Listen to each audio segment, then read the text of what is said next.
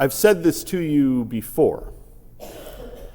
Hurt people hurt people. When we feel small, we make ourselves feel bigger by standing on the backs of other folks. When we feel weak, we make ourselves feel strong by showing other folks that we can control them. When we feel afraid, we make ourselves feel safe by proving that other folks should fear us. When we feel threatened, we lash out. When we feel voiceless, we shout. When there's nothing that we can do to be seen or heard or cared about, we tear it all down and burn it to ash. Not every time, not all the time, but often enough, hurt people hurt people. Trauma is an heirloom that gets passed from generation to generation. Sometimes it is a gift that we present to a new acquaintance. The first thing that we need to know about Sarah is that she is fearfully and wonderfully made, created in the image of God, loved and worthy of love. And the second thing that we need to know about Sarah is that she is a woman in a deeply patriarchal society. As much as Abraham loves her, she lives under his authority, and he can do with her as he pleases. 25 years ago, when Abraham and Sarah were in Egypt, Abraham was worried that Pharaoh would see her and think that she was beautiful and know that she was Abraham's wife. And Abraham was afraid that Pharaoh would kill him so that he could take her.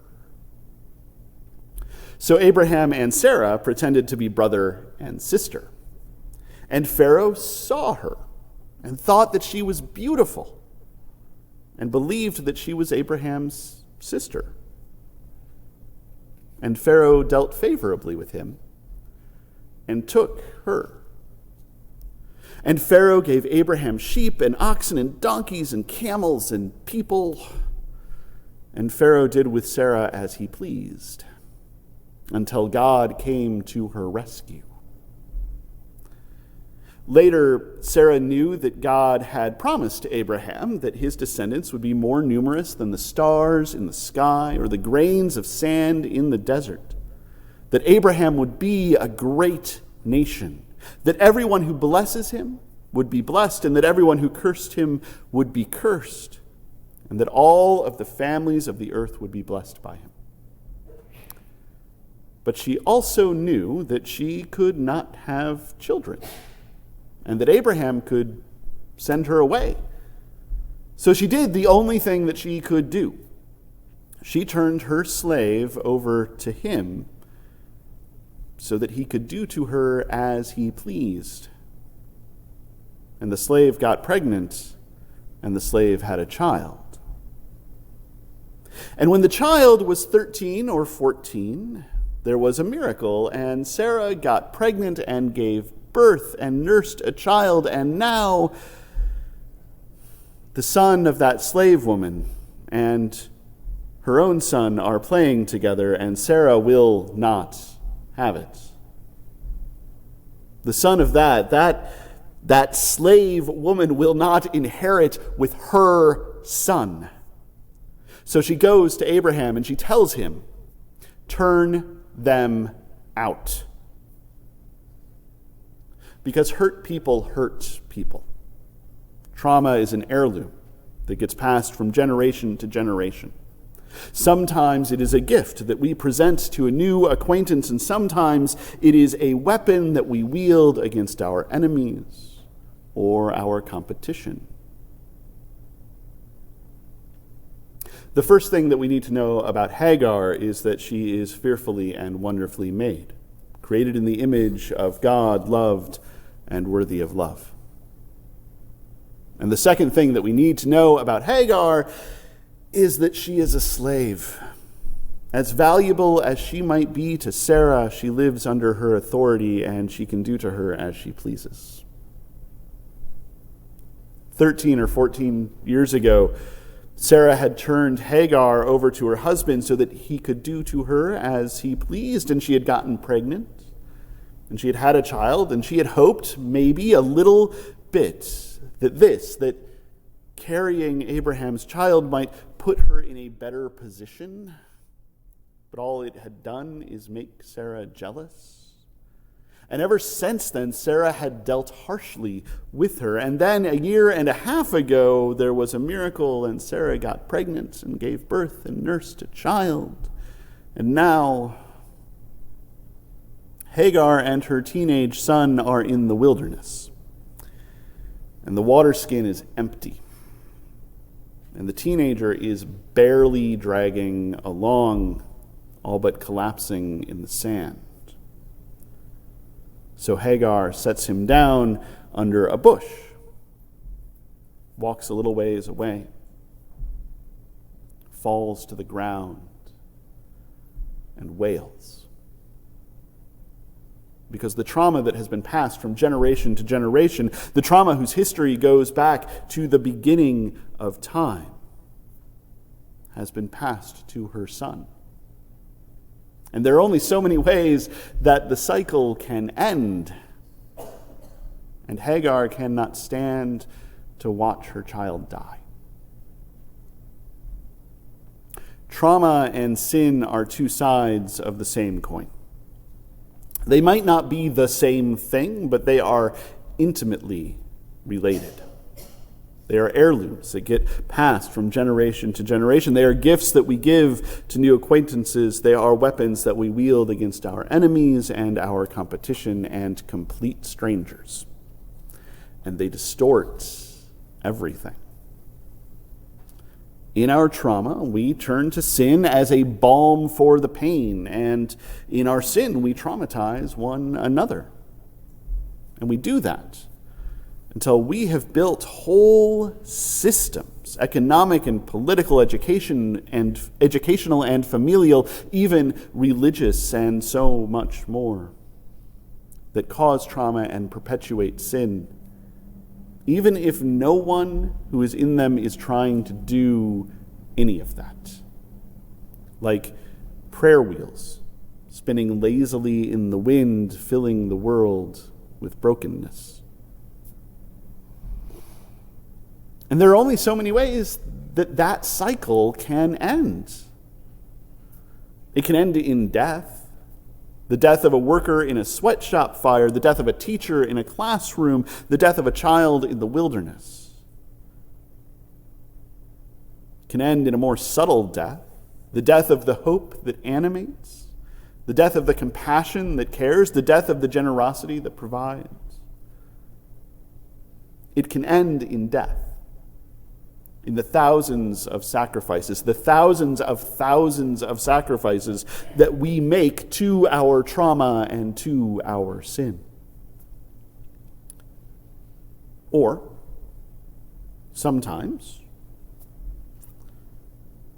it is easy to see the moment when Hagar sets her son down under a bush and walks a little way away and falls to the ground and wails as a moment of defeat. And it is.